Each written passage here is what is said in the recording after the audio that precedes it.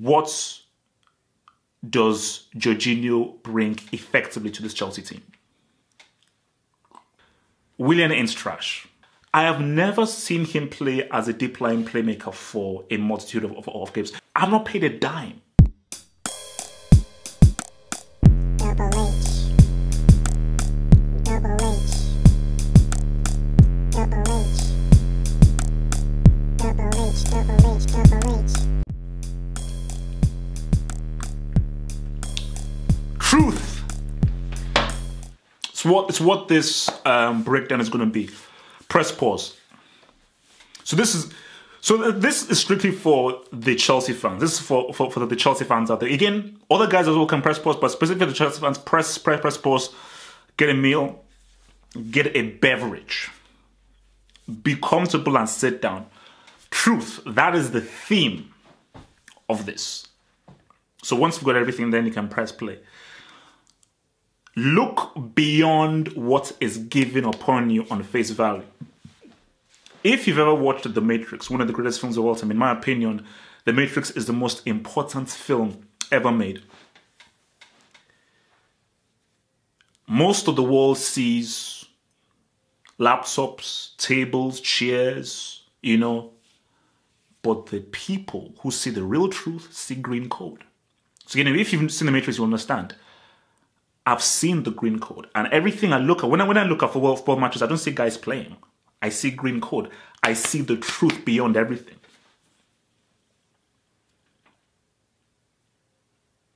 So because Chelsea won that 2-1, is everything fine?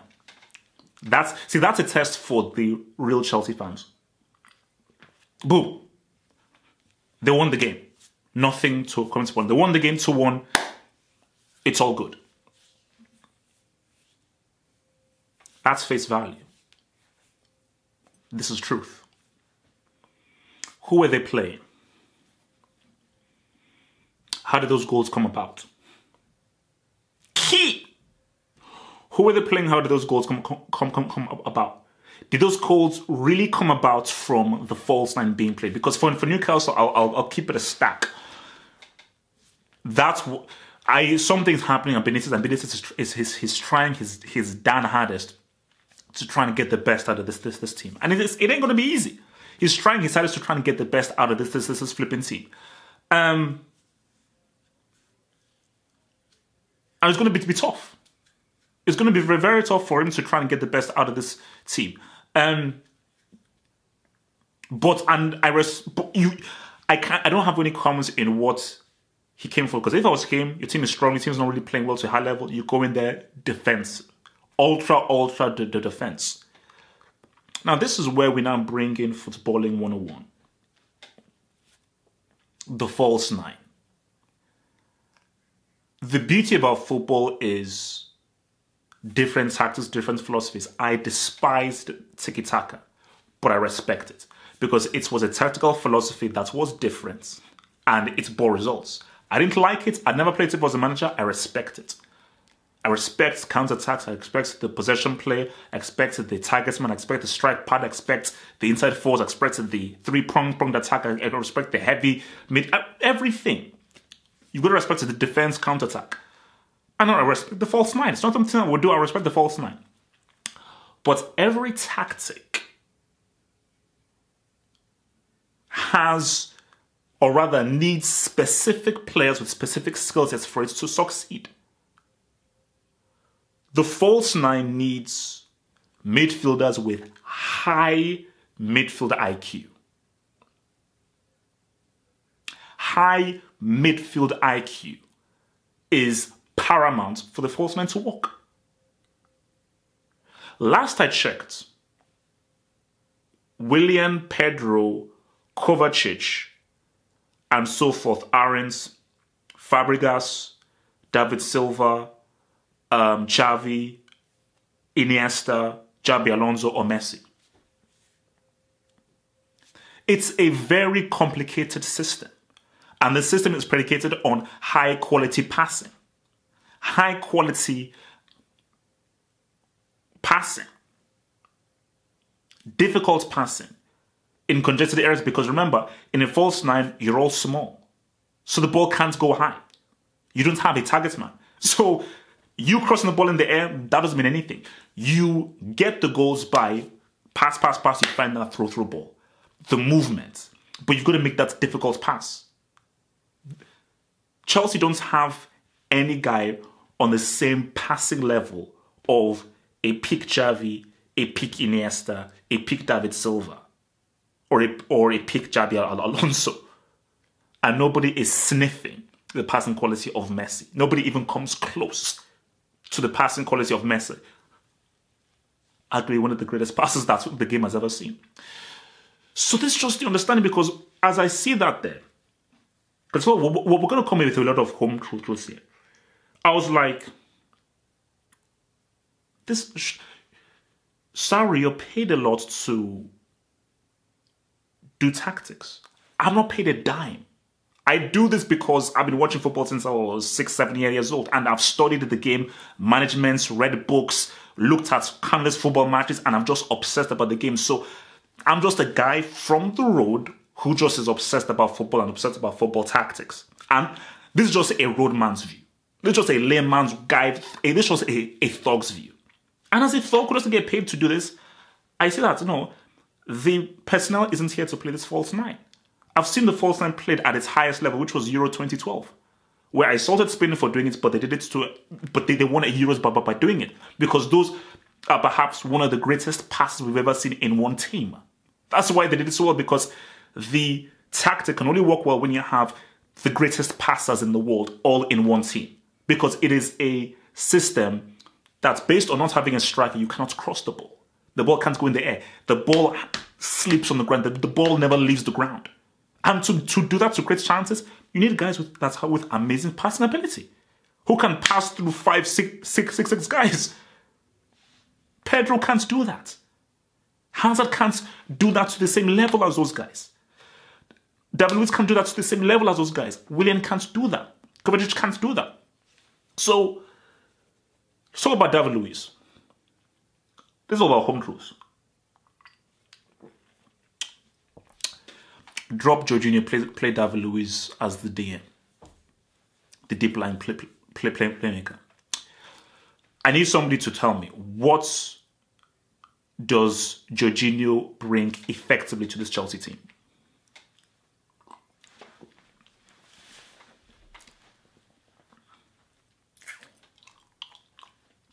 Take all the time you want. I'll ask the question again. What does Jorginho bring that positively affects this Chelsea team, that helps them win games? It was David Luiz's pass that led to that G. Nothing Jorginho did led to that goal coming through. Nothing that Jorginho did led to that winning goal coming through. Because for Jorginho, let's be real, because people say, okay, he's never played there, he doesn't have the same attributes as Jorginho has. Let's be real right now. David Luiz is excellent on the ball. He's a very good footballer. For me, as far as footballing talent goes, he's a better footballer than Jorginho. That's one. He already understands defensive work because he's played as a defender. So his defensive work will work well within being a cover for the defense. That's two, because you need to have some positional defensive sense. Even if he's not a great defender, you still need to have some positional defensive sense if you're a defender. So he's got the defensive work in there. And as we've seen, this guy is an outstanding passer of the ball. And for Jorginho, that's what you're supposed to be doing. You were brought in a false line passing system to make those balls over the top reach the man. You look, scan, see the run being made, and that ball must go over the top and be timed. How many times has Jorginho successfully played a penetrative pass over the top to dude? So I ask the question again. What does Jorginho bring to this team in a positive sense? You can't tell me he controls the game. You can't tell me he controls the game. Controlling the game doesn't lead to you winning the game. Xavi controlled the game, but he can give you that pass that he gave to Jordi Alba in the Euro 2012 final. He can give you that penetrative pass that leads to a goal being scored. So he gives you the control of the entire game, and he also gives you a pass that leads towards a goal. Jorginho, you can't just say, hey, I control the game. But no, you're a deep lying playmaker. Yes, keep possession of the ball, be the metronome of the team. You got to create those, especially in this system with no striker. No. You've got to get that ball over the top two dude. Because about that pass from David Luiz, that's part of the season. Great finish from Pedro. That was pass of the season, you know. So for David Luiz, put him in. I have never seen him play as a deep line playmaker for a multitude of games. Nobody has tried to say, okay, let's go in training. We will now retrain you into this. So maybe he's played there for a game or two, but nobody has yanked him and said, David Luiz, we want you to play as a deep line playmaker for our team. Nobody has ever said that.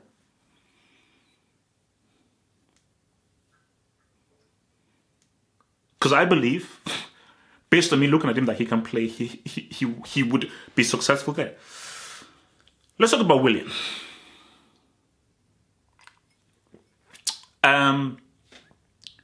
Willian, nothing's changed. Willian can do that. That's something he can do. How consistently does he do that? Now, let's just be real and to echo my brother Danny T, my Talking Tactics amigo. Willian ain't trash. I've never said Willian is crap. Never have I said. If you're calling Willian crap, you're a fool. He's inconsistent. He's not a brick. No, Willian ain't a brick because he's still a very talented player. He's still very good. It's just that he's too inconsistent and he has bad decision making. But there are times when Willian can do something like that as an individual because that is an outstanding goal. That's an absolutely amazing goal. Based on how he had to create that goal and everything, that's an amazing goal. But let's tell the truth. No, it's 2019. Let's just tell the flipping truth. Did he have an amazing game? He didn't. Scored the winning goal. But did he have an amazing game? How many times can Willian do that? How many times can Willian decide a game by doing that? Let's be real, not often. So again, what are we saying here? And let's touch on Hazard. Now, you see, when I talk, people have. Now, I will appeal to some people to try and be mature about this because again, as I said again, I am a football obsessive. I don't look at stats. Again, I told you, I was born in the 80s. I grew up in the 90s. We didn't have the internet back then. When I was growing up in Nigeria, there was no such thing as the internet. So all I relied upon was just watching games. All I relied upon as a guy in Nigeria was just watching games. Okay, that was just all I relied upon. And I will always trust the flipping eye test. And I feel that is how people should view things because there are things that numbers don't show. So when you look at Hazard, first of all, the first line it doesn't work for him. Because as I was watching, it was like, so here is the most talented attacking player on the team. And he has no striker to fend off of. And Newcastle are having every man, woman, and child behind. So what the hell is he supposed to do? If he goes left, 4 guys on him. He goes to the middle, because Newcastle know, rightfully so, that if you leave that guy one-on-one, that guy's going to get you. So anybody that gets onto him, gets on him hard because there's a target on his back. And again, I know people won't care. And I know that comments will say, oh, what did Hazard do? Hazard is overrated. Good. Be childish. I'm now talking to the football fans out there. People who just want to troll and just... Fine. I'm talking to football fans out there. You know, before Hazard gave that ball to Willian that led to the goal, do you know there were 4 Newcastle players on him? I counted 4. There were 4 encircling him before he unleashed that. So this is the issue that we're having here. Because, sorry, you have to understand this. Maybe football fans and everything be like, well, Hazard is overrated. Cool. Opposition teams will know that before they play Chelsea, like, managers will know, watch Hazard. Because as a player, you will know that, my gosh, this guy does things very fast and very quickly. This guy is extremely good on the ball. If we are not physical against him, aggressive against him, we do not double team him, triple team him, he will mess us up. We can't give him any space whatsoever. So if we have to go auto defense, yes, we are, because we have to form a huge tidal wave blanket over him to make it as difficult as possible for him. That's what guys do. And for Sarri, help the dude. Help your best player. It is unprofessional to think, hey, he's our best player, he'll figure it out. No. Give him a striker to play off of. Relieve the pressure off of him. Create situations that allow other guys to get into space. Because Giroud allows us to get into space, because Giroud is a presence that people have to now be wary of. You take Giroud away, we can now focus all of our strength on Hazard. But by Giroud being in there, no, we have to be cognizant of him being there. And by him being there, he can act as a decoy to allow Hazard space. Without Giroud, France don't win the World Cup. Because Giroud allowed Mbappe space, allowed Griezmann space, because he was a foil for Griezmann, for Mbappe, for Pogba. Guys, this is football 101. This is football. I thought everyone knew this. This is stuff that everyone should know. So again,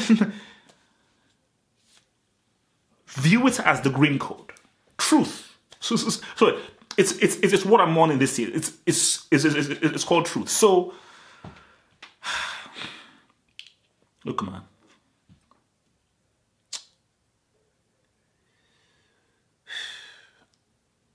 For Newcastle, it's going to be tough. It's going to be tough for them, and I think that for Benitez, because even when I look at them, Newcastle I see a good team there. I see a really good team there, but I just think that they just need an injection of energy.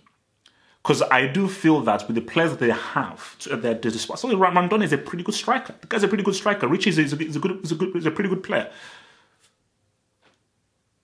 I just think that maybe I look towards Benitez that maybe this team needs to play a lot more expansive, a lot more attacking. Again, it's not going to come in this game. But I think from looking forward, look, Benitez is a guy who's done too much. And for me, I feel that he's a guy who's not really given his due. Because this guy is an amazing manager that I just think that is not appreciated enough. So, but it's going to be tough for Newcastle. I do think that maybe they need one or two players. I think maybe they need another striker.